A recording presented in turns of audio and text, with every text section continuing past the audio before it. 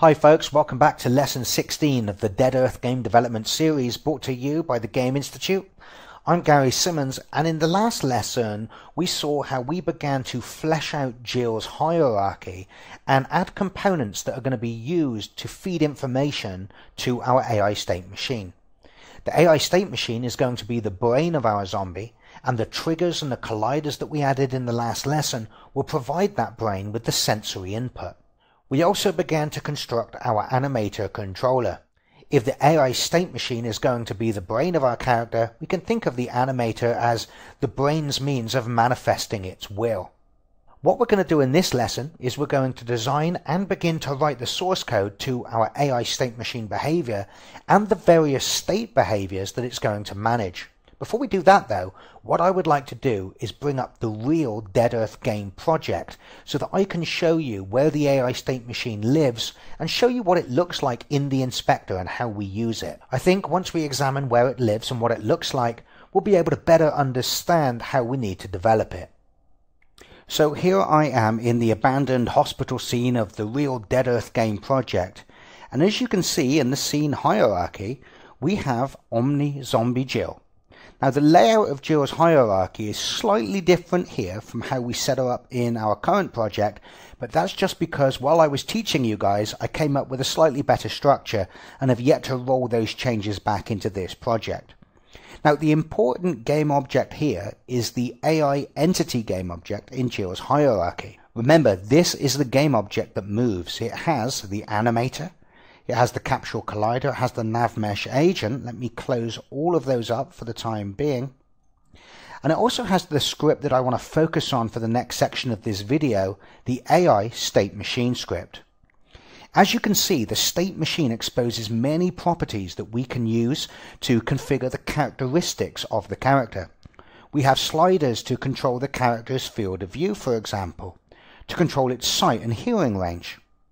Now you will remember in the last lesson we added that large sphere trigger to Jill. We called this her sensor trigger, and we set it to something quite large, like a radius of 20 meters. Now the sight and hearing sliders that you see here represent the percentage of the total range of the sensor sphere trigger.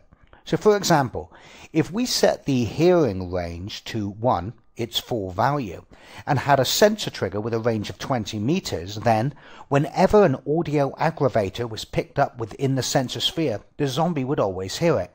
I use the word aggravator here to describe any object the zombie considers to be an object of interest and worth investigation. However, if we set her sensor trigger down to something like 0.5, any audio aggravator found inside the sphere would have its distance tested and would be rejected if greater than 10 meters away. The sight slider works the same way, but is used for the rejection of visual aggravators. This allows us to give all of our zombies the same sized sphere triggers if we wish, and simply tweak their senses via the state machine inspector.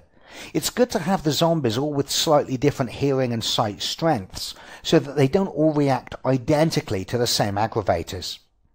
Now in the case of a visual aggravator, as well as having its distance tested based on the sight slider property, it's also further rejected if it lays outside the character's field of view. To use a simple example, if the field of view was set to 60 degrees, if the visual aggravator was within range of the sensor trigger, but was at an angle steeper than 30 degrees either side of the character's forward vector, it would be rejected. It would not be seen by the character. Now, there are many other properties here that are used to configure the behaviors of the individual child states, such as the health slider, which describes how much health the zombie has left. Each attack would diminish it to some extent depending on the fatality of the weapon used. We also have a satisfaction slider here, which in the case of a zombie basically describes its hunger. When this falls to a low value, the zombie will leave its current patrol route and it will feed on any dead body it finds. While feeding, this property will increase, essentially refueling the character. When this property reaches the top, the zombie stops feeding and resumes its patrol route. Later on, we may also decide to incorporate this property into its final speed so that the zombies that are more malnourished move more slowly, almost like they're too weak to move quickly. The intelligence slider is another interesting property that is used to control how quickly, or if at all, a zombie, upon hearing a sound being emitted, is able to determine the source of the sound and investigate the source location. Although it might seem strange, we actually reuse the field of view property in combination with the intelligence property for this purpose. Imagine, for example, a zombie is currently patrolling between two waypoints and a sound is emitted in a building behind the zombie. As long as this sound is emitted within the hearing range of the zombie, this will transition the zombie out of its patrolling state and into an alerted state. In the alerted state, the zombie is essentially turning left or right on the spot, trying to figure out where the target is, in this case, where the sound came from. As the zombie rotates on the spot, if the source of the sound enters its field of view, then we say the zombie has correctly looked in the exact direction of the sound and has figured out where it came from. However, the alerted state has a pretty small timeout, let's say 5 seconds. If it has not rotated to the correct rotation in that time, it will give up and resume patrolling. In the case of a super intelligent zombie, it would simply measure the angle between itself and the source sound, and if found to be in its left space, would begin seeking left. In other words, invoke the turn on the spot left animation. Eventually, as long as it had enough time to do so, it would rotate around to face the general direction that the sound came from and has at that point figured out the source of the sound. However, in the case of an unintelligent zombie, the direction to seek would be more random. Therefore, it might turn on the spot to the right, then back to the left, then back to the right, and never really get to face in the direction of the sound before the alter state times out. We would see the zombie stop, turn left, turn right for a little bit, and then give up and resume patrolling, and it all looks pretty cool. Notice also we have a reference in the inspector to the target trigger. Remember, this is the trigger we added to our Geo object in the last lesson. It exists in Geo's hierarchy, here it is here, and it's the trigger that's going to notify Jill when her capsule collider enters it. Also notice we also have our own stopping distance now exposed. When we set this stopping distance, this essentially just sets the radius of the target trigger at script startup. Now, there are many other properties here that I don't want to discuss until future videos, as they are associated with the Ragdoll reanimation system, which we're not even remotely ready to discuss or add to our AI system yet. But a crucial property I do want to discuss is the current state type property here, as this pretty much describes how the state machine works as a whole. We have already seen that the AI state machine is a monobehavior component that lives on the AI entity game object. That means it can easily talk to the animator and the NavMesh agent that coexist on that object. The AI state machine contains variables that describe the capabilities and status of the character, and is also the object that is notified of all events, such as when threats are detected. However, the AI state machine also manages a dictionary of AI states. Each state is itself a class, which actually implements the code for that particular state. As only one state can be active at any given time, any messages received by the AI state machine are automatically forwarded to the appropriate functions of the currently active state. This means even using a single state machine, we have the ability to plug in different versions of states. For example, we might write 3 different patrol states and assign them to 3 different AI state machines so that the zombies of those state machines exhibit different patrolling behavior. Now, in this example on screen, we can see that the state machine stores its available states in a dictionary, the key of which is an AI state type enumeration. There are 4 states in this example: an idle state, a patrol state, an attack state, and a seeking state. By default, at startup, we can see in this example the current state is set to be the idle state. Because our AI state machine is a monobehavior, it will have its update method called eachFrame by Unity. The AI state machine will then give the currently active state a chance to update itself. An individual state can do pretty much anything it wants. The state machine doesn't even really understand or care what the state is. It just knows it has to tell it to update itself. The AI state machine will be notified and keep track of any visual or audio threats, so that the currently active state can query those threats in its update pass and decide what to do about them. An idle state may have a timer, for example, that says, if I have been idle for more than 15 seconds, I think we should start pursuing. The means of changing state within the state machine is shown in this example. Notice when the state machine calls the onUpdate method of the currently active state, that function returns a state. Now in reality this pseudocode isn't actually correct. The function actually returns a member of the AI state type enumeration, and I do it that way so that no state needs to know or hold references to any other states. That isn't what I'm showing here, but this is really just to simplify the discussion. So in the case where the idle wants to remain in idle, the onUpdate function of the idle state simply returns AI state type.idle from its update function. However, if it decided it had been idle long enough, it might return AI state type pursue. Notice how on return from the onUpdate method of the currently active state, the state machine tests the state type returned against the current state type. If it's different, then it's time to change states. The current state's onExecState method is called to give it a chance to do any final cleanup or housekeeping. Then the onEnterState method of the newly returned state is called to initialize the state we are about to transition to. And finally, the current state is set to the newly returned state. In future updates, all messages will now be routed to the pursue state, until of course that state returns a new state to transition to. The state machine will also do many other things in its update method, such as make sure the animator has all the up-to-date parameters it needs. So this looks like a pretty simple plug-and-play solution, simply plugging in the different states that we wish our zombie to support. But how can we assign the state objects to our AI state machine easily? We certainly don't want to hard code a list of state object instantiations in the AI state machine startup function, as that would mean every time we wish to change or alter states, we would need to go in and alter the code of the AI state machine itself.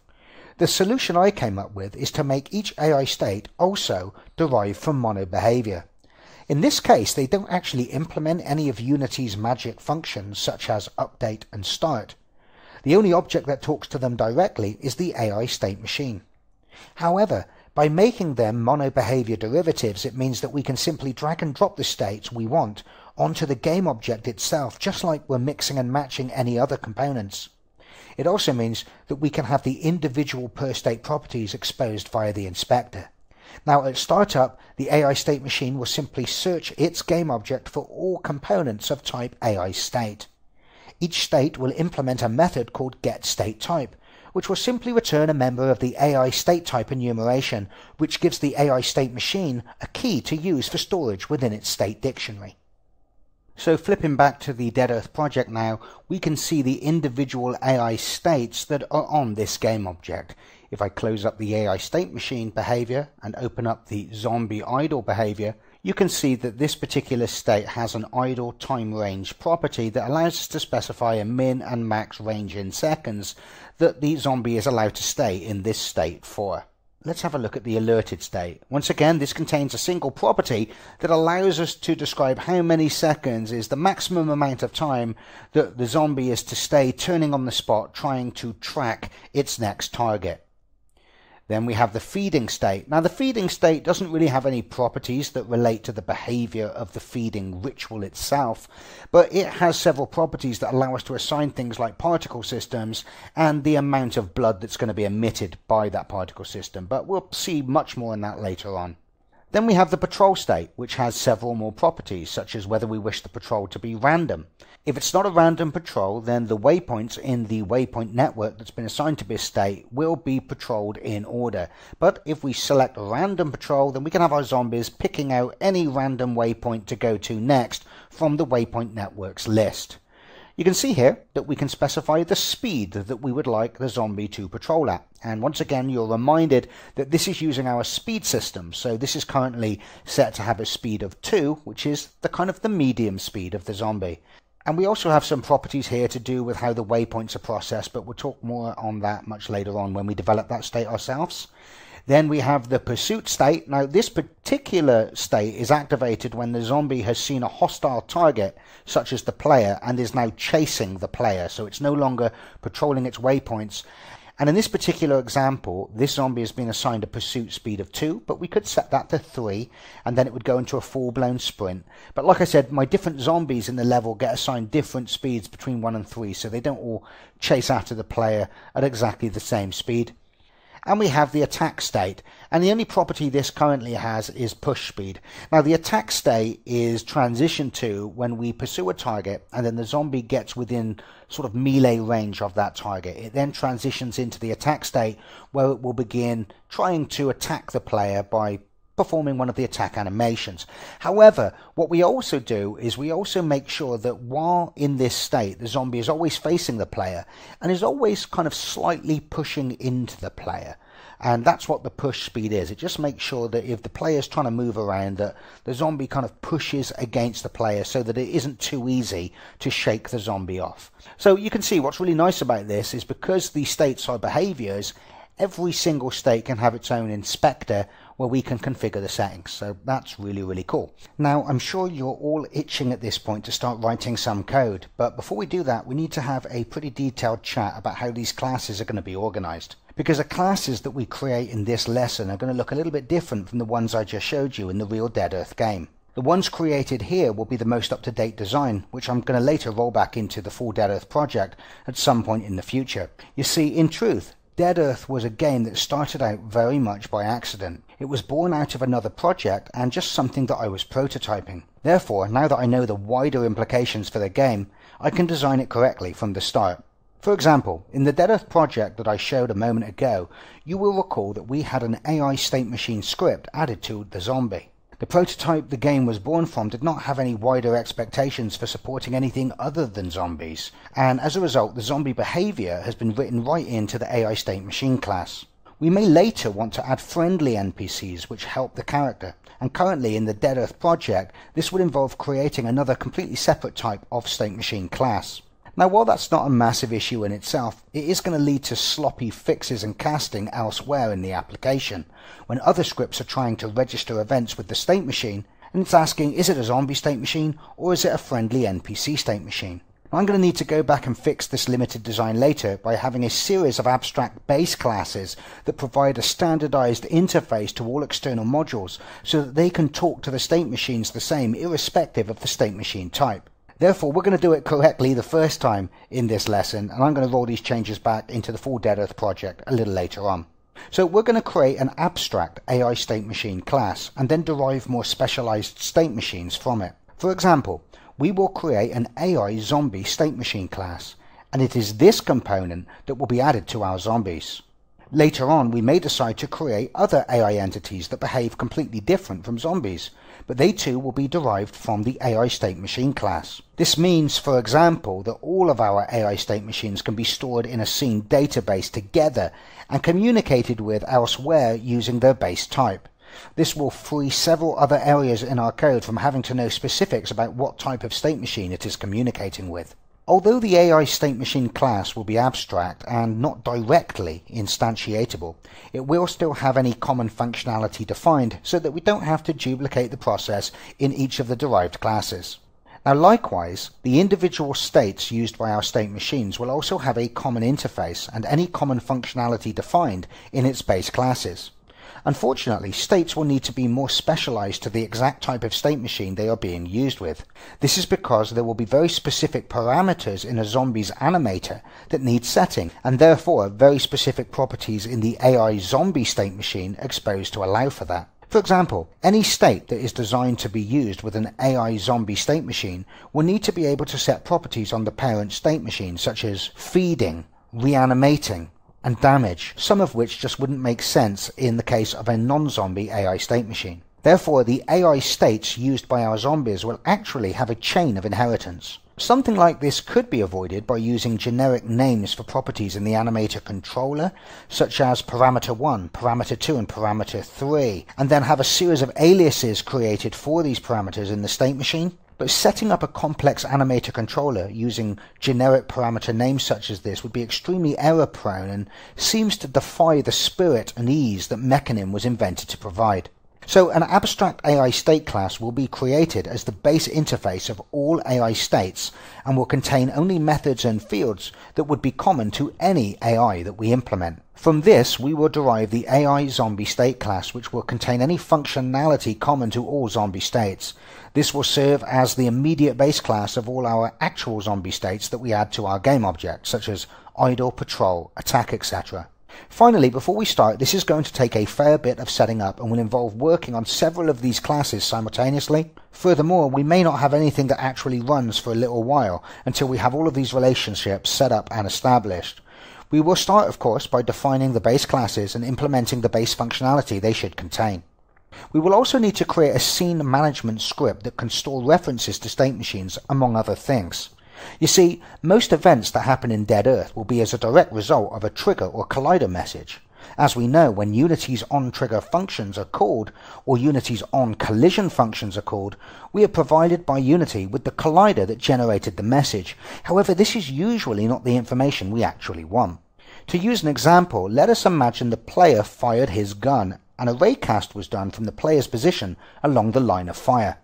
If the ray hit a body part of the zombie, the player would be provided with the collider that was hit. But what we actually want in this case is the AI state machine of the zombie we hit, so we can tell it that, hey, you've been hit and you should be ragdolled. We often do this by littering our trigger scripts with lots of get component calls to get the actual component we want to talk to. The thing is, these get component calls can be pretty costly, especially when being done hundreds of times for various triggers and colliders that are interacting throughout our level.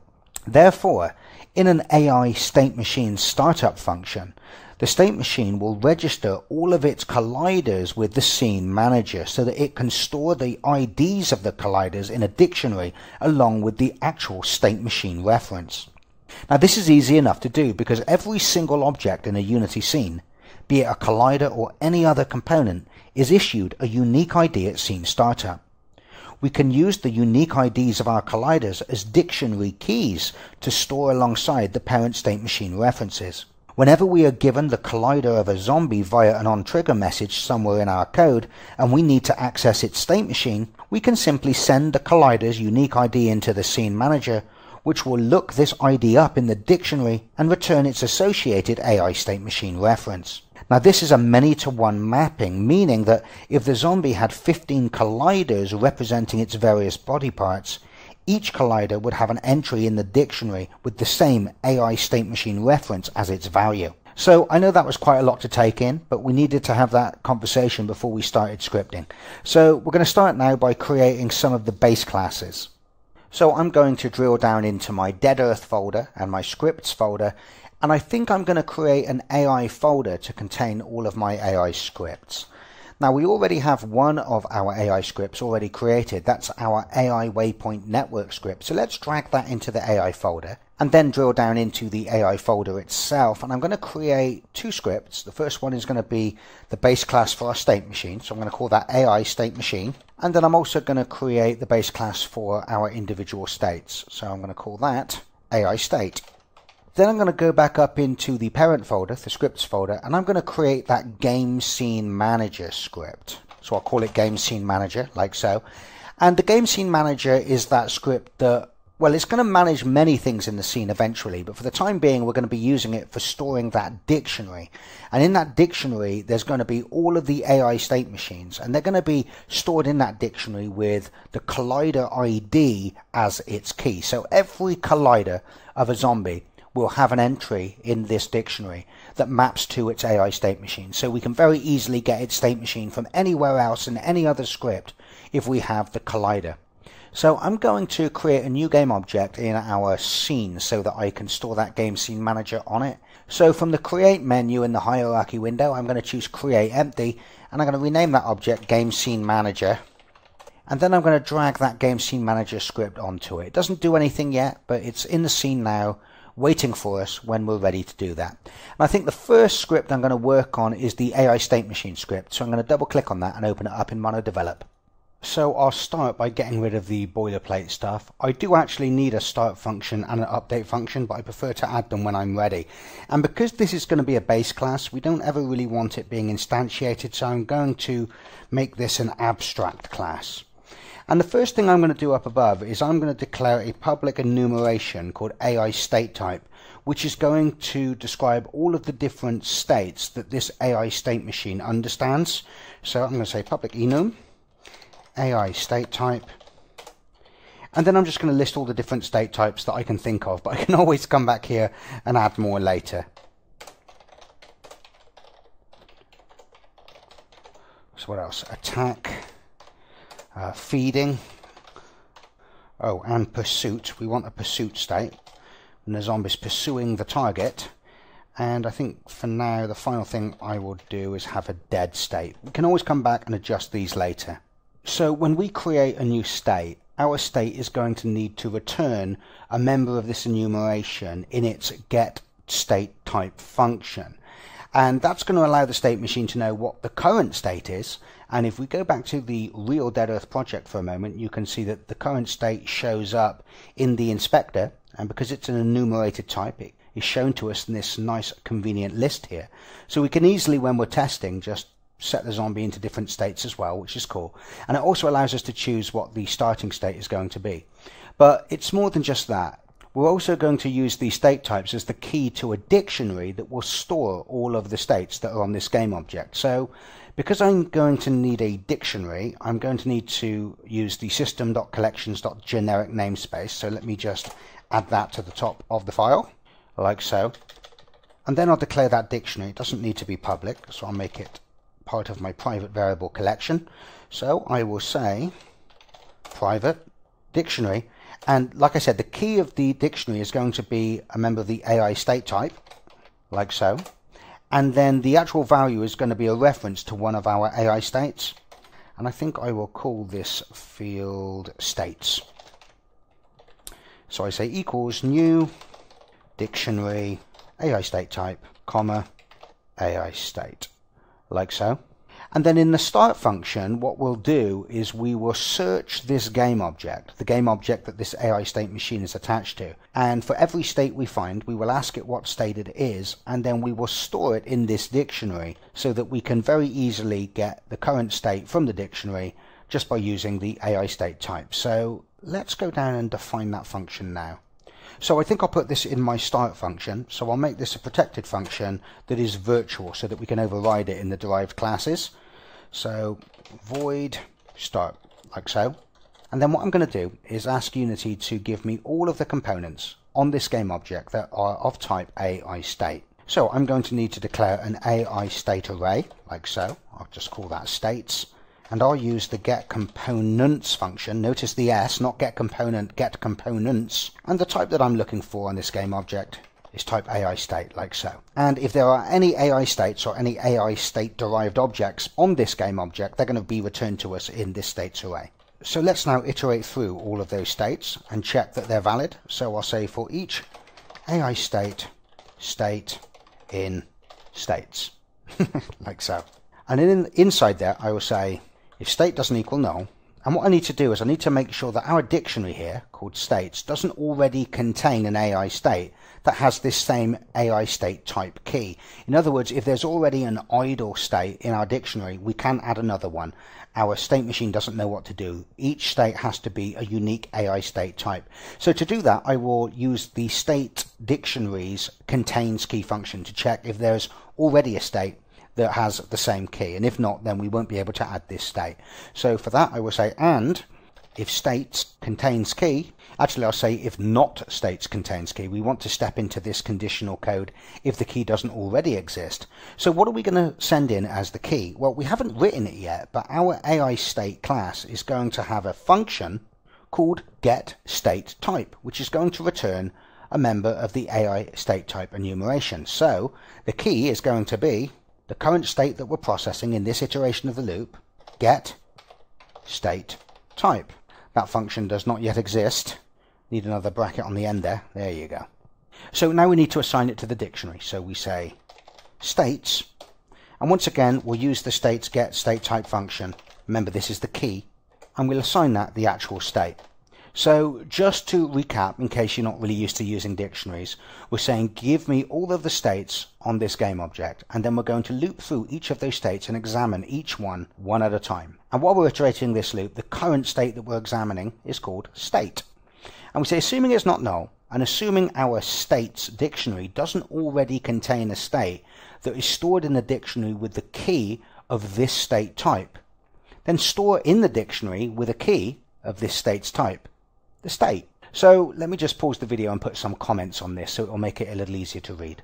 Okay, so what I'm going to do now, because I absolutely hate seeing get state type in red, is I'm going to open up the AI state class, and I'm also going to define that function in its interface as well. So we're going to be working on both of these classes together. So if I go back to Unity, open up the AI state class, once again delete all of this stuff here, we don't need it.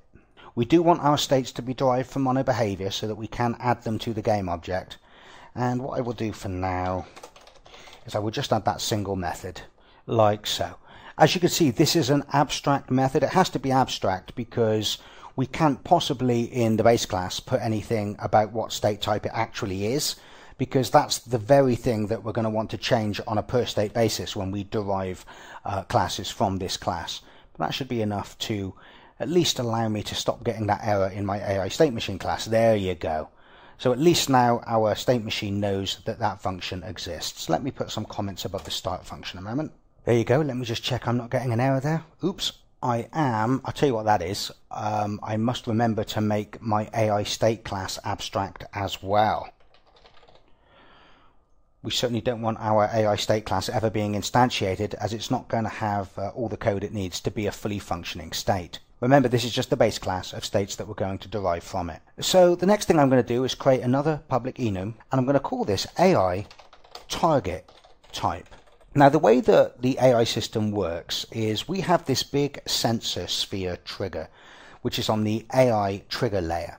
And there are going to be various objects, which I call aggravators, that are going to be placed throughout the level. The player is an aggravator. Certain sounds can be aggravators. Dead bodies can be aggravators, and so can other things too, like lights can be aggravators, if we wish them to be. And when any of these objects enter the zombie's sphere sensor trigger, it's going to call the AI state machine and notify it that, hey, I'm a potential target. So we need to store these targets each frame so that the current state that's being processed can make a decision about whether this is a state that is worth pursuing for the zombie. So in order to identify the type that it is to the AI state machine, we use this AI target type. Let me put a capital in there. And I always put none in the first member just so that I have a way of distinguishing if something's not working properly. If it's set to none, then something's going wrong, because it never should be. There are certain target types which aren't aggravators. For example, a waypoint will also be a target type. When it's time to go to the next waypoint, the patrol state will grab the next waypoint from the waypoint network, and it will make a target from it, and it will say to the state machine, hey, this is your next target type. So our first target type is going to be waypoint. Now don't worry too much, you're going to see how this is all used in a moment. I just need you to understand that what this is describing the types of things that can be targets for the AI state machine. And they fall into two categories really, visual targets and audio targets. So the first type of visual target is the player. That's the most high priority visual target. And another visual target is a light.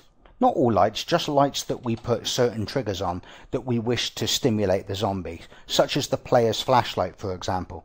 What's really cool about lights being stimulus for the zombie is that you can have a situation where, let's say the zombies are in a different room to you. You could walk into the room next door, turn a light on, and then all the zombies in the room next door would all stand up and go like, ugh, what's happening?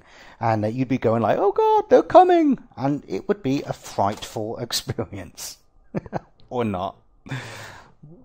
And the kind of lowest priority visual threat is food, which is really just a dead body. I mean, we can make it anything we want, but at the moment in Dead Earth, any dead bodies lying on the ground are classed as visual food. And this is the lowest priority target. In fact, the zombie will only set this as a target and override the current waypoint as its target if it's very hungry. So I'll call that visual food. And the final one we'll do for now is just an audio threat, which I just call audio. And the great thing about audio threats is we can have zombies do things like react to the fact that the player has fired the gun, which has made a sound, and then all the zombies in a certain location will start to look around and see where that's coming from. And of course the player can also use that in the strategy of the game. So if the player is trying to get down an alley or something and it's blocked with zombies, what he could do is he could go and find a car, bang on the car with a crowbar, set off the car alarm, and all the zombies go to investigate where the sound is coming from. So that's the general idea of what the audio target type can be used for. So we really need to create a support structure so that when any of these targets do come within range of the zombie's sensor trigger, when it notifies the AI state machine, it can pass in lots of useful information about the type of target it is and other information such as its position in the world and perhaps in some cases its collider.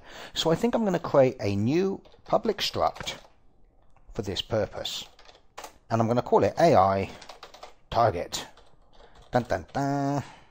So let's think about some of the things we may want to know about a target. Well, first of all, we're going to want to know what its target type is. So we'll give it an AI target type member. We'll call that type. The next thing we're probably going to want to know, at least in places where it's applicable, is its collider. Let's store a reference to that. And of course, it also wouldn't hurt, would it, knowing the position of the target. So let's make a vector3 member called position. And we'll also store the distance to the target as well. That can just be a float.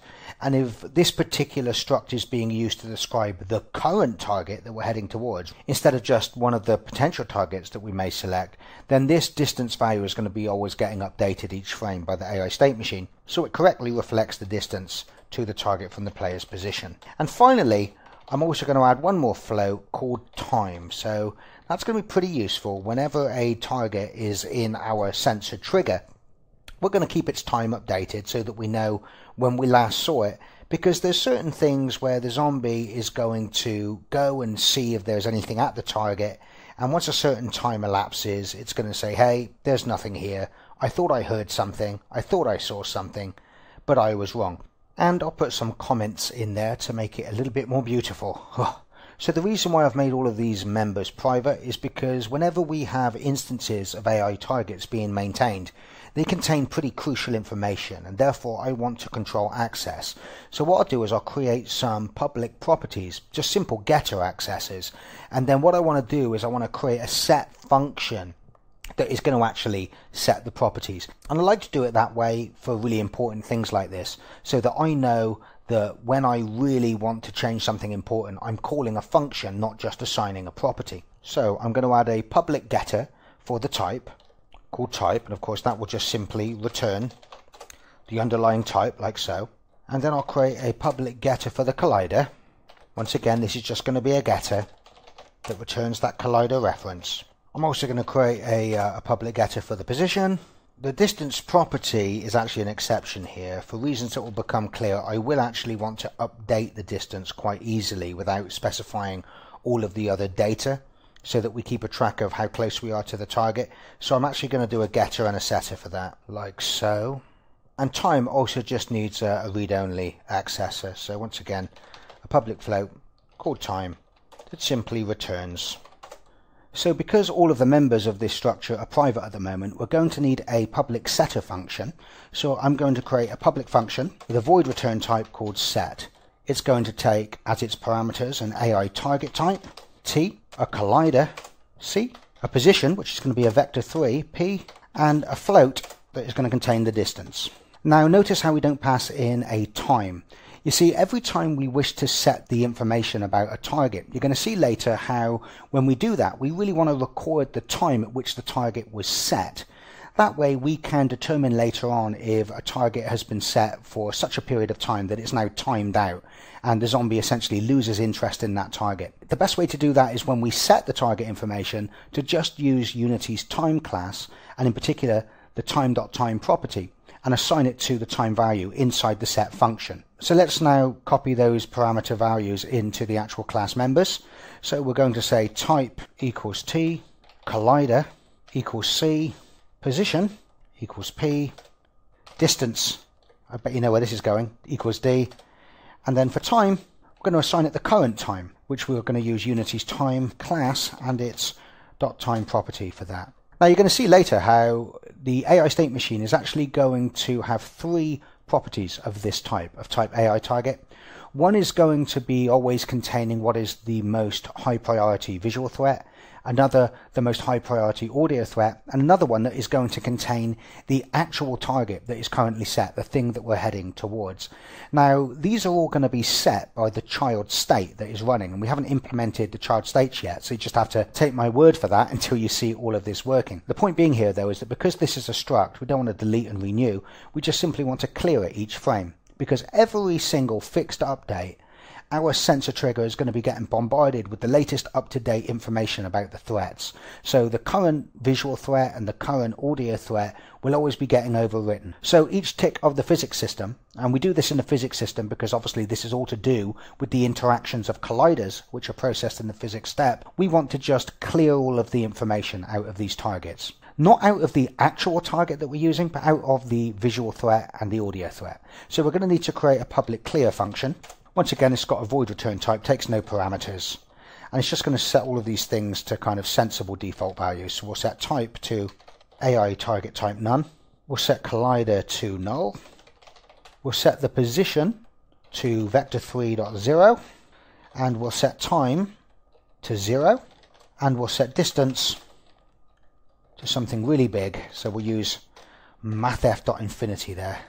So there you go, we have a self-contained AI target struct now that we can store information in about a target, and we can also clear when we wish to reset all of its values. And like I said, we're going to be sort of doing this in the fixed update method of our AI state machine, so that at the beginning of each physics step we clear any data stored there, giving Unity's physics system a chance via its on-trigger functions to register the up-to-date threats each frame. And then the current state that is running can assess those threats and decide if any of those should become the current target. Now I've made a mistake here. You'll notice at the beginning I set my dictionary of states here to be private. Really, we don't want any of this to be private. We want it to be protected, because remember, this is a base class and we're going to want to have the derived classes have access to all this. So I'm going to set all of this stuff to protected, where I would usually set it to private. So now we have our AI target structure. I'm going to declare two public variables that are going to contain the audio threat and the visual threat. And like I said, these are going to be set by the actual state that is running, but they're stored up in the state machine so that if we're transitioning between states, we don't lose the information that state might have calculated. In other words, just say for example we decided to store the visual threat in the current state that was assessing it. If we then said, hey, this is a visual threat, I now want to go into attack mode, when we transitioned out of that state we would lose that information because it's stored in the state which is no longer active. So that's why we use the AI state machine as a kind of place to push some information that needs to cross state boundaries. So this is going to be a public AI target, and I'm going to call this visual threat, like so, and I'm going to create another public AI target again, and I'm going to call this audio threat. And we're not going to be seeing these getting used for a moment until we start creating the actual child states that the state machine is going to execute. And now I also want to create a third AI target type, which is going to contain the information about the current target that we're heading towards. So I'll make this protected as well, and this is going to be called target. So why did I make these public and this one protected? Well, I don't want any state to ever be able to directly set the actual target, because setting the target information for the state machine isn't just a case of setting this data here of our AI target class. There are other things involved which need to be encapsulated in a state machine method. For example, if I go back to our Unity editor for a moment and zoom in on Zombie Jill, you will remember that in her hierarchy we have this target trigger which we're going to be using to notify us when Jill enters her target sort of radius. So when we set a new target for our state machine, we don't just want to set the target information of the AI target type, we also want to at the same time set the radius of this sphere and position it over the position of that target. So that's why we need to create a method of the AI state machine, so that when a child state wants to set a new target, it calls this method, which also sets up this sphere and positions it in the world. So we're going to need to create some other protected members, because at the moment we haven't got any means of assigning both our target trigger and our sensor trigger, that's the great big one, to our game object. So let's declare two protected members that allow us to make that assignment, but we want them to show up in the inspector, so we'll make sure that we use the serialized field attribute. So I'm going to say serialized field. Once again, we want these to be protected so that nothing outside of a state machine can meddle with them. And of course, both of these triggers that we want to have references to are sphere colliders. So sphere collider. I think I'll call this one, this is going to be the one where we assign the reference to our target trigger. So I will call it target trigger, like so. Set that to null by default. And we'll do the same again so that we can store a reference to the sensor trigger as well. And I'll call that sensor trigger, why not? And set that to null by default as well. Now while I'm here, we also know that our game object is going to have several other components attached to it, which we're going to want to cache. Things like the animator, the nav agent, and things like that. So let's create our component cache here. So I'm going to want a protected member of type animator.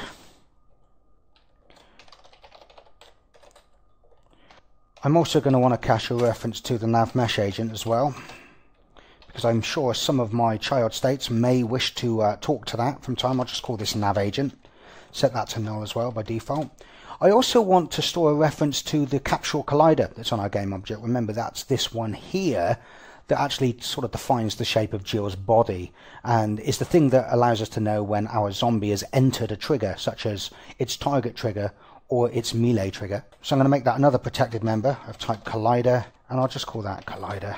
I'll know what that is. It's the only collider on this particular game object. And I'll probably also cache a reference to the transform of this game object. Now that's not really necessary in Unity 5 because the transform property is a special property of MonoBehavior that is already cached, so it isn't doing an expensive component lookup. But I'll cache it anyway just for consistency, and at least I'm saving myself the minuscule overhead of doing that property read from a property function call. So I'll set that to null as well. And I'll hook all these up in the awake function. I like to do component caches in the awake function, but then I like to configure the individual scripts when I know they have all been constructed and set up properly in the start function. That's just my personal preference. And I think probably some of our child states are going to want access to things like the animator and the nav agent. So I'll make some public accessors for those, like so. As you can see, they're just getters, not setters. So I think the next thing that I'm going to add is going to be a stopping distance property. Now I know the nav mesh agent has its own stopping distance property. If we go back to Jill's AI entity object, we can see there it is. There's the stopping distance. We can't use this anymore because we're just completely ignoring what the nav agent is telling us to do velocity wise. So we might as well just set that to 0 and set auto braking to off. And then we've got total control then over when the nav agent reaches its destination, when it enters that target trigger that we've set up. So we're going to want a stopping distance inside our own AI state machine. And when we set a target, and remember I said that when we create that set target function in a moment, it's also going to set this sphere collider in the world. This is the target trigger. And it's also going to set its radius. So what is it going to set its radius to? Well, it's going to set its radius to the stopping distance that we set. So we're going to want that stopping distance property defined first so that we can use it in our set target function. Once again, I want this to show up in the inspector, so I'm going to make this a serialized field. And also, I don't really want this to be a float. I want it to be a nice slider bar. And Unity has some pretty cool attributes that it understands that we can add to variable declarators. And the one I want to use now is called the range attribute, where we specify two numbers in the parentheses separated by a comma to describe the min and max range of the value. And then when this is rendered using the default inspector drawing mechanism, it won't render this as a sort of a box with a float number in it. It will actually render it as a slider, which is really cool. So I want my stopping distance to say, I don't know, between 0 and 15. So I want to make this a protected member. It needs to be of type float, and I'll call it stopping distance and set it to I'll set it to 1 by default. We don't want our little target trigger having no radius, do we? Put a line between those so that I can have all the ones that have this range attribute in the same group together so that it doesn't make it look too messy. Okay, so what we want to do now is we want to create our set target function. This is a function that one of our child states is going to be able to call that will tell the state machine, hey, this is the target I want you to set. And what it will do is it will copy those values into our AI target structure here, but it will also resize and reposition the target trigger. So I'll create that under my start function, and this needs to be a public function, void return type, and we'll call it set target. Actually, I probably want to create a few overloads. So the first one I'll create is when we have the individual information, such as the type and the collider and the distance, etc. And we just want to send those in as separate parameters. So we'll say AI target type T, collider C, position P, which is a vector 3, and finally the distance D. And the first thing that will do is it will just call the set function of our target member. Remember, this target member is this one up here, which is of type AI target. Okay, so we're just going to set all of the information for our AI target type here using this set function here. So we're just passing the information straight along. So we'll do target set T C P D, like so. And we also know from when we wrote that set function that inside that function it's going to automatically record what the current time is. Now, the reason we couldn't make this target member public and just allow our states to call the set function directly is because whenever we set the values of this target, we need to also reposition and resize the target trigger. So let's do that now, assuming of course we have a valid reference to a target trigger. So I'll say if target trigger doesn't equal null, then we say the radius of our target trigger. Remember, target trigger is a sphere collider, and we set that to our stopping distance property. And then what we get is the transform of the target trigger and set its position to the position of our target object. And then we enable the trigger because it may be disabled. We only have it enabled when it's being used. So that now will correctly move that sphere collider here, our target trigger, whenever we set a new target. Now I'm going to create another version of this set target function so it's overloaded, so that we can use it in situations where we already have all of the information in an AI target structure and we just want to pass that in. So rather than painstakingly type it out, I'll just paste it in here so you can see what it looks like. As you can see, it looks almost exactly the same. Instead of passing in the individual parameters, however, we just pass in an AI target. We directly assign that to our target member, and then we do exactly the same as we did above. We just configure our target trigger, its radius, its position, and then enable it. I think finally what I'll do, now I'm not using this in Dead Earth at the moment, but I'm going to do it anyway because I think I might need it in the future, is I want to do probably an overload of this set target function that takes an additional parameter that allows us to override the stopping distance of the parent just on a per target basis. So if for whatever reason there was a state that wanted to be sensitive to something that nothing else was, and it was like a really big thing we wanted to set the target around, we could call that function and we could specify a kind of stopping distance override for just that target. So what I'm going to do is I'm going to just copy the one we've already got and I'll paste it underneath. I'm going to put some comments on these in a moment, so don't worry about it. And I'll pass in the additional float, and I'll call this S for stopping distance. Once again, we just pass in the values into the actual target structure as always, but in this particular case, we don't use stopping distance. We set the radius of the trigger to S instead. So we now have the functions that we need, and several of them, so that we can set the details of the target and we can also configure its trigger. But we also need a function that's going to allow us to clear this target as well. We can't just do target.clear, we also need to disable the target trigger as well. Otherwise, if we just leave that trigger in the level, our zombie might eventually walk through it and think that it's arrived at a waypoint or something like that. So we definitely need to be able to clear a target when it's no longer in use. So this is once again going to be a public void return type called clear. It's going to take no parameters, and it's just going to call the target clear function like so, and then it's going to say, assuming we have a target trigger, then we just want to disable it. We want to make sure that it's not enabled. So we set its enabled property to false, like so. So as we've created our targeting system now, we might as well create our fixed update while we're here. And that's going to be really simple in the base class. All it has to do is simply clear the audio and visual targets each frame and recalculate the distance to the current target. So we're going to make this function once again protected virtual void, so it can be overridden if we need to, but I don't think we're even going to need to override this in the derived class. This is how simple the fixed update needs to be. So we're going to say protected virtual void fixed update. And I'm sure you know this by now if you're in this course, but this is the function that is called by Unity with each tick of the physics system.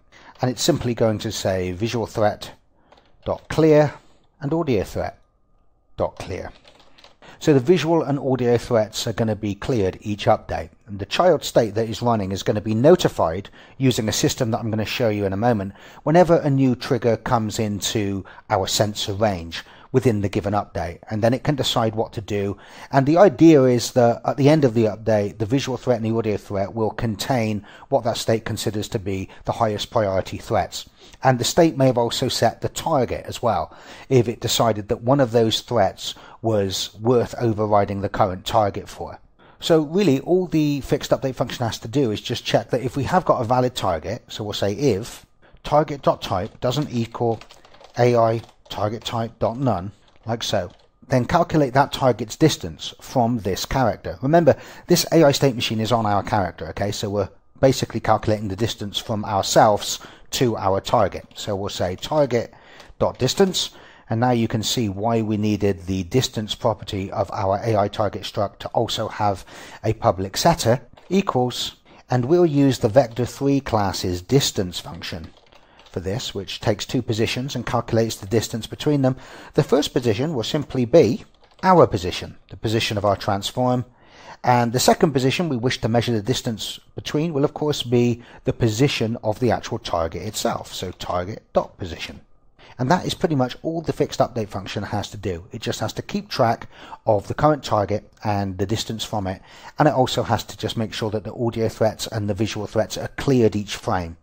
So let me now add a new member of AI state type to our AI state machine, which is once again going to be serialized in the inspector. So I'm going to use that serialized field modifier, and I want this to be once again a protected member of AI state type, and I'm going to call this current state type, and we'll set this initially to AI state type idle. So this is going to be the default state that our AI state machine is going to start off in, but this is going to show up in the inspector, so we can always change this in the inspector to change the initial state that this state machine starts off in. So if we wanted to, in the inspector we'll be able to set this to patrol, so a zombie would start off immediately in the patrol state. And this is also going to be set in our update function when we're changing from one state to the next, so this is going to be also something that's pretty good to watch from a debug standpoint, so that we can check that all the transitions are happening correctly. And I think what I'm also going to do is create my awake function here as well, because remember I said that we have these components here that we're going to cache in the awake function, so we might as well do that now. So once again, I want the awake function to be a protected virtual function so that we have access to it from any derived classes, but we can also override it in the derived class. We know what this function looks like. It's called awake with a capital A, and this is really now just going to cache all of the components that are on this game object. So I'll start with the transform, then I'll do the animator, and for everything but the transform we have to do those get component calls. So I want to search for a component of type animator. We're also going to search for the nav mesh agent. So what's our variable called? Nav agent. And I say get component nav mesh agent, like so. And finally I want to cache our capsule collider that's on our character. So I'll say collider equals get component type collider. Doesn't matter whether it's a capsule collider, it can be any collider. Oh, what have I done there? Made a right mess of that, didn't I? There you go, that's better. And then what I'm going to do before I continue is I'm just going to pause the video and I can put some comments on some of this stuff, okay? There you go, so I've put a load of comments in now on all the functions that we've written, but I did find something that I want to change, which is our clear function that clears the target. I called it clear a few moments ago. I want to call that clear target. Just calling it clear I don't think is specific enough. We want to know when we call that function from one of our child states that we are actually clearing a target and not just clearing the entire state machine. So before we can really finish off the functions of this base class, we really need to flesh out the functions of our AI state base class. And we're going to need to implement quite a few methods here that is going to establish the way that the state machine is going to communicate with its child states. So the first method I'm going to add is going to be a public method, and it's got a void return type, and it's going to be called set state machine. And this is going to take a parameter of AI state machine. And this function is going to be called, and I'm going to add it in a moment, to the start function of our AI state machine, so that when we fetch all of the states and we add them to that dictionary, just before we do that, we're also going to call that state's set state machine function and send in the state machine's reference so that each state has a reference back to its parent state machine. And in fact, in our base class, we'll even create a protected field of type AI state machine, and we'll just call that machine. And that's where that value that we pass into the set state machine function is going to be cached. So we might as well just implement that function inline by saying machine equals machine. And from that point there, actually I'm going to call that state machine, I think. Yeah, and that parameter. It just makes things a little easier to read a little bit later on. It's surprising when you come back to code after many months how none of it makes any sense anymore. Been there a few times. Okay, there we go. So we've now implemented another function called setStateMachine, and if I save that off, we can now go and add a call to this function in the start method of our AI state machine. Remember, in our start function we get all of the AI states from our game object, and then we iterate through each one and we add them to the dictionary. After adding them to the dictionary, we'll also say state.setStateMachine, and we'll send in a reference to ourselves. Remember, it's the state machine that's calling this function, so we're saying I'm sending you me as a parameter, and then each state will store a reference to its parent state machine. So now I'm going to start adding a lot of the methods that need to be implemented in this AI state class, but they're not really going to do anything in the base class implementation, so I'm just going to create kind of empty functions so they become default handlers. And I like doing this so that when I derive a new class from AI state, I'm not forced immediately to implement every single function, even if it's one that I'm not using yet or I don't care about. So let's talk about some of these handlers. I'm actually going to call these default handlers because they are what I call handler functions, in that they are called by the AI state machine when information needs to be passed to the current state. So the first method is going to be a public. We make this virtual so we can override it, a void return type, and it's going to be called onEnterState.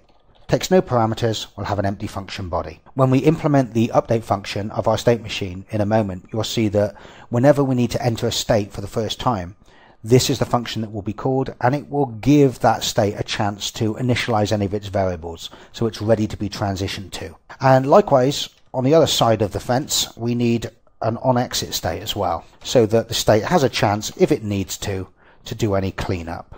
Once again, I will make that an empty function body. And then in our update function of our state machine, it's going to take the currently active state and say, hey, it's time for you to update yourself. So we're also going to create a handler, once again, a virtual void signature, which is going to be called onUpdate, like so. Once again, a completely empty function body in the base class implementation. Now the next one's quite an interesting handler. You'll remember a few lessons ago we had Jill running around with root motion, and one of the functions of monobehavior that we overrode to accomplish that was a function called onAnimatorMove. And if we implemented that function in a script on a game object that had an animator, the root motion wouldn't be automatically applied to the game object, but instead that onAnimatorMove function would be called. Now I don't want all of my individual states to implement that function, because it means that Unity is going to be calling it on all of my scripts, even ones that aren't the currently active state. So for things like this, and I do the same thing for trigger messages as well, I only trap that in the parent state machine, and then I send them into the currently active state using function handlers that I define. In the state machine, it is going to have an onAnimatorMove function that's going to be supplied by Unity with the root motion from the animation. But that's going to send it into the currently active state only by using a function called onAnimatorUpdated. So we'll create that one here as well. Once again, all of these I think will be public virtual voids. We want the ability to override them, and they need to be public so that the state machine can call them. So I'll call this onAnimatorUpdated. Takes no parameters, and once again has an empty function body. So from an AI state perspective, you can really think of this as being like the onAnimatorMove function. This isn't automatically called by Unity, but it's called by our state machine in exactly the same place. So if in a particular state you wanted to override root motion, this is the method that you would put it in and override from the base class. Now we haven't spoken about this, but when you use humanoid avatars, Unity has a really cool IK system that allows us to do things like say, I want your head to look in this direction, or I want your left arm to reach up, and we can all do that via our scripts. And in some of my states I actually do that so that when the zombie is heading towards the target, even if it's running at an angle to the target, its head is going to be sort of vaguely looking in the right direction.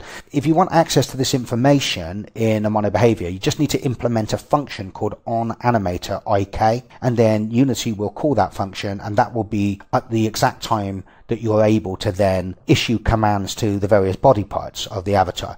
Once again, we're not going to override that in all of our states for exactly the same reason. We don't want that function being called even in the states that, you know, are not the currently set state. And I don't want to have to worry about always enabling and disabling the behaviors either.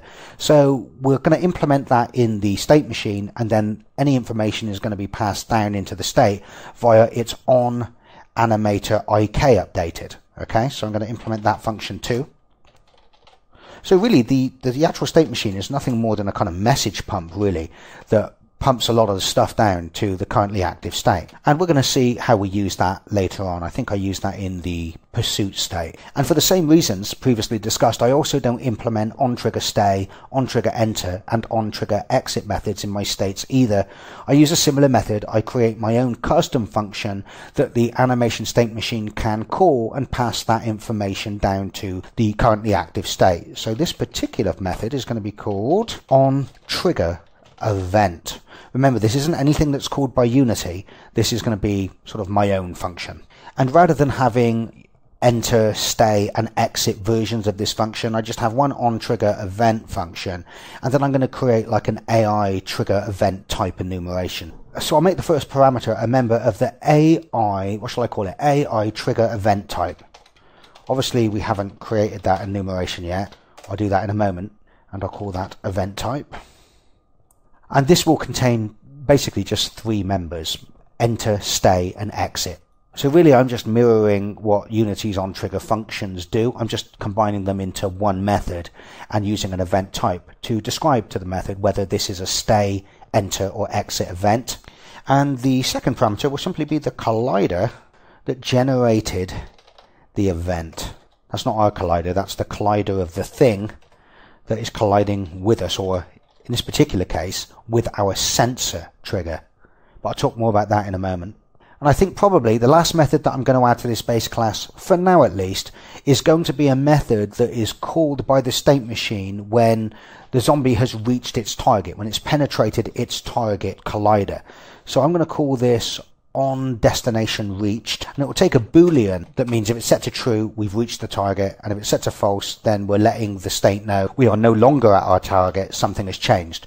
There's a new target, for example. So I'll call this onDestinationReached. It's going to have to take a boolean parameter, and I'll call that parameter isReached. And once again, in the default implementation, it does nothing. Now I need to get rid of that red line. We need to define the AI trigger event type enumeration. I'm going to put all of the enumerations to do with the AI state machine and all of its AI states at the top of the AI state machine C# file, okay, rather than spread them around. So this is going to be a public enum called AI trigger event type, and it's either going to be enter, stay, or exit. If I save that off, then go back to my state file, yes, now all looks good. So let's go back to our AI state machine and now add a protected member of type AI state, because remember we have the AI state type, but this is just an enumeration. This AI state machine is also going to need to cache a reference to the current AI state that it's fetched from the dictionary. So we'll put this in our protected members, and it'll be a protected AI state, not AI state type, and we'll call this current state. And we'll set it to null by default. And then down in the start function, after we've added all of our states to the dictionary, we better try and get the initial state out of that dictionary to use as the current state. And you will remember that we have this AI state type, where is it here?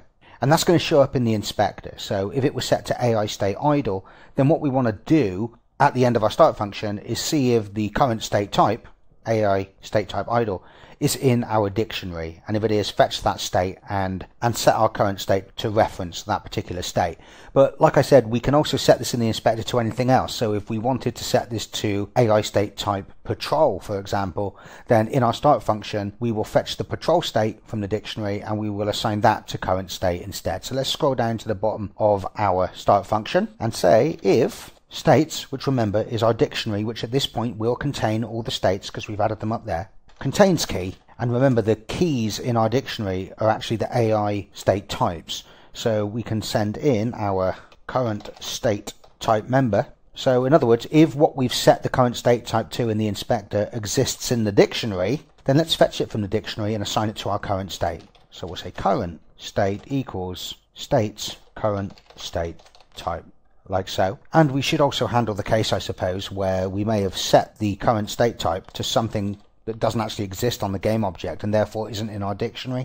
So in that particular case, it's our error. We've assigned a current state type, a type that doesn't actually exist in our dictionary. So in that case, I think we will just set current state to null.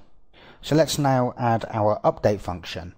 And we'll put this after the fixed update function. And once again, we'll make this a protected virtual void function. We can override it if we want. This function is obviously called by Unity each frame, so that the AI state machine can do its thing. And one of the things it's going to do is it's going to let whatever the current state is have a chance to update itself. So the first thing we better do is just check that current state isn't null. And if it is, then we'll simply return. We'll do nothing. There's nothing we can do to send messages into a state that doesn't exist. And then what we'll do is we'll say current state and we'll call its onUpdate method, like so. However, what we wanted to do, if you remember back to our pseudocode, is we actually want this onUpdate method to actually return an AI state type so that we can compare it against our current state type, and then we can determine in this update function whether it's time to transition states.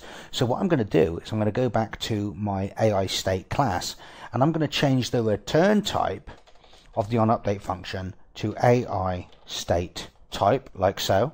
Now this changes things because we don't really want the base class returning any state type that it isn't. It wouldn't be a good idea to just say, well, we want the base class implementation to always return AI state type idle. So I think this is a function that we should perhaps move the default implementation of and make it an abstract method. So it has to be overridden in the derived class. So I'm going to take that out of there and move it down into our abstract methods list, like so. Oops, I spelled that wrong, haven't I? There you go. So now, when we go back to our AI state machines update function, we can say AI state type, and we'll say new type equals, and then we'll call the current state's onUpdate method. And if the current state decides that it's time to transition to another state, then it's going to return that new state type, and we'll say, hey, this is different from our current state type, and then we'll transition into that new state. But in the case where the current state wants to continue functioning, wants to continue having focus, it will simply return its own AI state type. So now what we have to do is we have to compare the state type returned against the current state type. In fact, I think I'll call that local variable new state type, and then I'll say if new state type doesn't equal current state type, well then hey, we know it's time to transition. So we'll declare a local variable called AI state new state that we'll store the new state in when we fetch it from the dictionary. Set that to null by default. So what we need to do now is see if that new state type that's just been returned by the current state is a key that exists in our dictionary, and if it is, then we want to fetch it out. So we can do the test and fetch it out in one go by using the try_get_value method of the dictionary, and it looks like this. We say if states, which remember is our dictionary, try_get_value, and as the first parameter we pass in the key of the state that we're trying to find, which of course is the new state type returned from the current state's update, and as the second parameter we pass in the variable that we would like that reference to be stored in if it's found, which is our new state local variable here. So we say out new state, like so. So what this function does is it first checks, just like the contains key method does, to see if this key exists in the dictionary, and if it does, it will automatically populate our new state local variable with the actual AI state reference, so we then have it. And of course, if it doesn't find it in the dictionary, this code in this conditional block here won't be executed, because the try_get_value will return false. So if we step into this code, it means we were able to find the correct state. So what we need to do, because we're about to change states, is tell the current state now that, hey dude, we're about to exit you.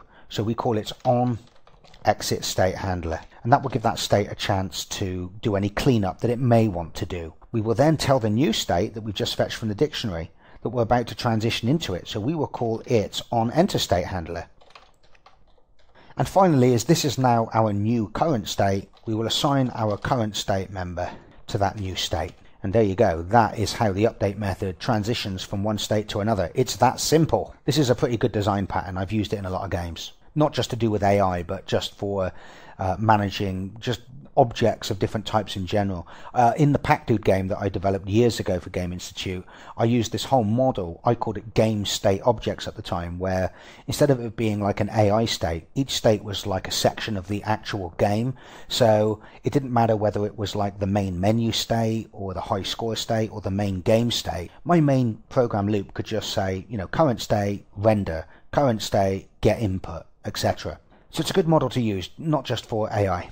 So I think as a little backup here, what I'll do is I will copy and paste this code for use as a conditional, just a fallback in case the current state that we tried to find isn't found, and we will just do one last stab at trying to get an idle state out.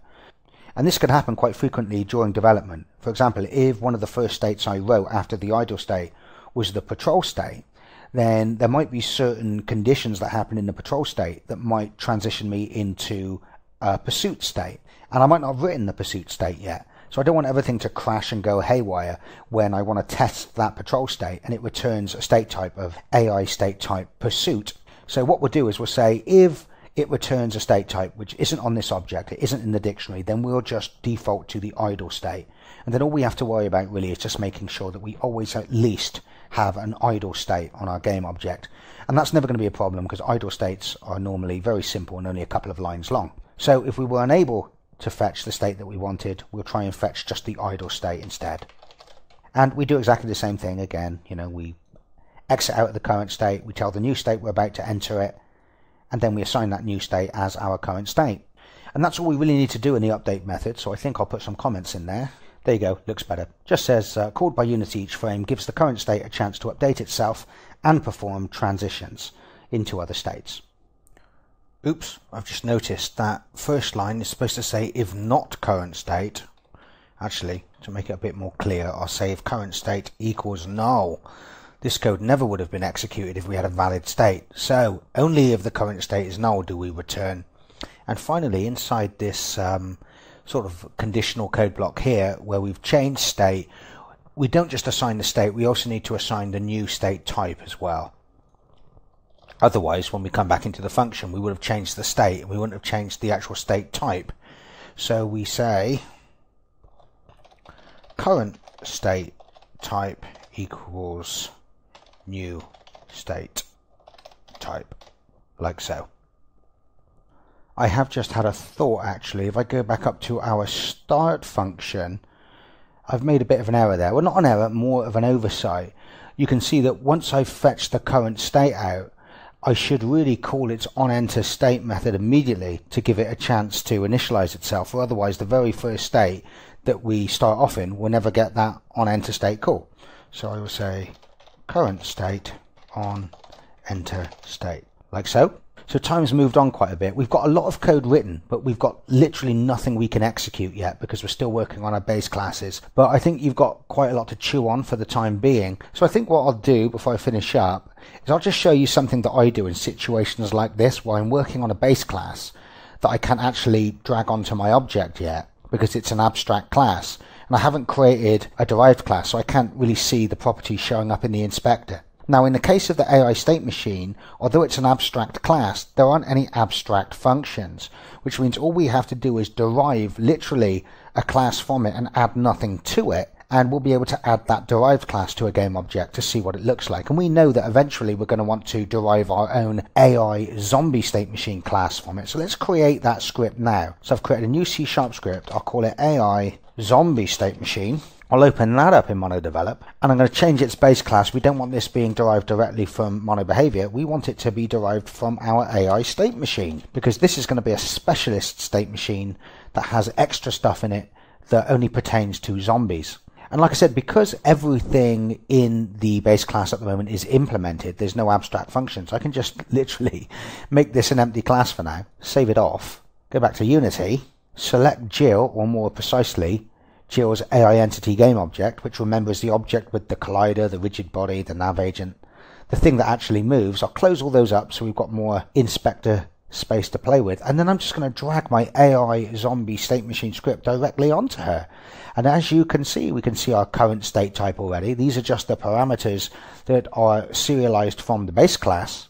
And here we can drag in our target trigger and our sensor trigger, and there we have that nice slider for our stopping distance. So actually we might as well leave this script on her even when we're working on the base class, and I'm going to hook up those two triggers. So I'm going to drag over the target trigger first, which is this one here, and drop it in the target trigger slot, and I'm going to drag over our sensor trigger. Remember, our sensor trigger is that great big mama, which is going to be the thing that causes all the notifications about visual and audio aggravators. And I'm going to save that off. And it doesn't do anything yet. If I press play, nothing will happen. But we have written a fair bit of code, and we've got a long way into creating our AI system. So we're going to be able to really hit the ground running on the next lesson. So thanks very much for lending us your ears, guys. I'm not going to give away the scripts yet with this lesson. I'll probably wait till next lesson because at the moment they're incomplete. And frankly, you know my opinion. I think you should be following along with me anyway, pausing the video and typing this stuff in for yourself so that you really get into your brain where everything is, what all the functions are, and where everything lives. So I'll see you next time, folks. Bye-bye.